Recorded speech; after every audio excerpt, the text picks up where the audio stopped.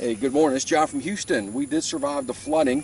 Things are starting to dry out and starting to see a little work come back. I wanted to put this video together so I could pass this on to some of the other detectors out there.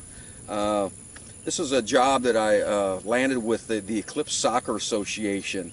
And what we're going to be doing is planting line markers. These are some line markers that I built in. They're simply a washer with some nylon rope. Use a little heat torch or a little heat gun to heat up the end through the washer and then compress it onto a piece of wood. Make a magnetic or a line marker that can be detected by a metal detector. And we're planting these at 26 different locations on each soccer field. And what this is going to do for Eclipse is keep them from having to come out and measure out all their lines again. So basically they have to start with a clean field. After all the rains we've had, basically all their lines and all their identifiers have been washed away, so they come back out and have completely a virgin field again, a green field. So they have to break out their measuring tapes and start the entire process all over again, which from my understanding is very time consuming for them.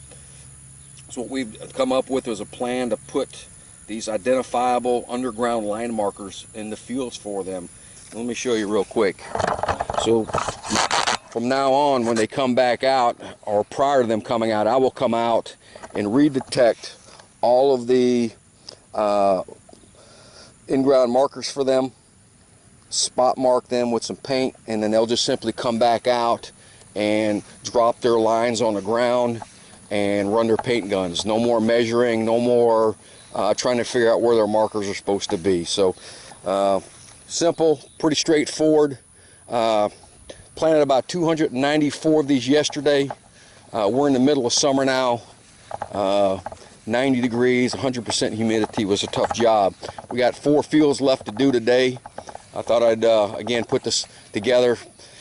Maybe somebody else out there can pick this up and run with it as well. So let me do a few of these for you, let you see what it looks like, and then we'll move on from there. All right, thank you. All right, this is the process I've come up with. I've got a 1 1/8 inch paddle bit on a DeWalt drill. Cuts through the ground like butter. I'm gonna drop a single marker into the ground, and what we'll do is I'll come back here after I punch 26 holes, drop 26 markers. I'll top them off with sand, and then we trim these off about a 1/4 inch, 1/2 inch above grade. Any higher, the motors are going to cut them anyway. So it will provide me something of a visual reference when I come back and detect these.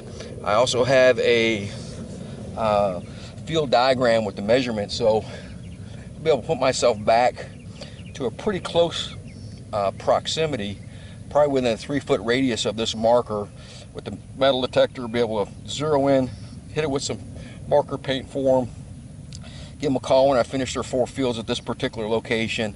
They come out the next day, run their striping machine, and problem solve for them. So like I said, it's looking really good. The installation is going really well. Again, some standard washers. We bought 400 of these from Granger. Some standard, this was triple braided nylon rope. So this is double, but it was a triple braid. I just unraveled those and made single runs out of them. 12-foot lengths, bent in half, 6-inch, pushed through the washer, little mini torch, melted the heads on them, and got a solid marker. Like I said, I'm putting them about 3 to 4 inches into the ground. Real easy detection. I'm not worried about other people digging these up as far as detectorists or hobbyists out here in the field, because most of hobbyists have these type of metal items discriminated out. So this is coming in on my CTX in like a 35, 37, something in that range if I remember correctly. And on the AT Pro, had to go to all metal mode, and we'll do a little test run. I got an AT Pro in the car, and we'll bury a few of these, and I'll give you a quick look at what that detection looks like on the AT. But all right, that's a wrap for right now. Let me get busy. I'm going to plan about another 120 of these out here today. And all right, this is John. I'm back. We're going to take a look at our markers. Granted, we have a visual reference now because of the paint where the markers have just been put in the ground. But when we come back, in the following months and during the off season and after heavy rains, a lot of these markers will be gone, their lines will be gone, but we'll still have the goalie box as a reference, pretty significant wear in the grass and divot in the ground, so we'll be able to use that. So we're gonna have a pretty good idea of the distance because we have a grid map showing the distance to the markers. So we're gonna run through as an example.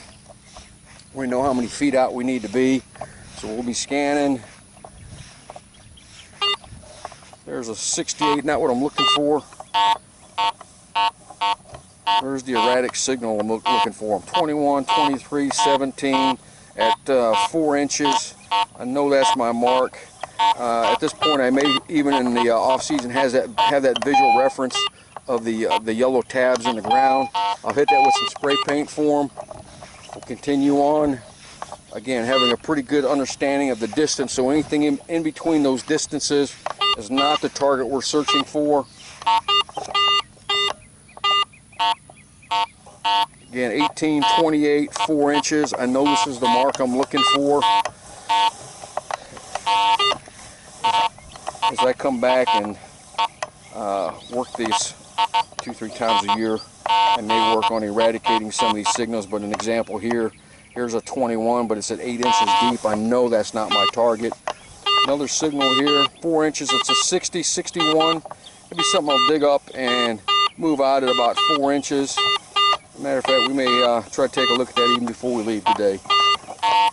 Here's my clear signal. Again, we know the distance we're looking for. Be counting them out by yards or feet.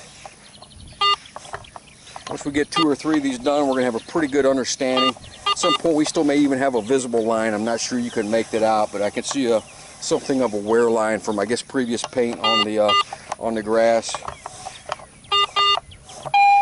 So here's my mark, 4 inches again, 69.05, 62, 32, 53, an erratic mark all over the place. So this should work out really well. That's it. This is contract work, putting your metal detector to work. Eclipse Soccer Association. I'm starting off with 11 of their 35 fields. They want to see how it runs, but from what I can see right now, it's going to be an extraordinary time saver for them. So until next time, appreciate your watching. Thanks.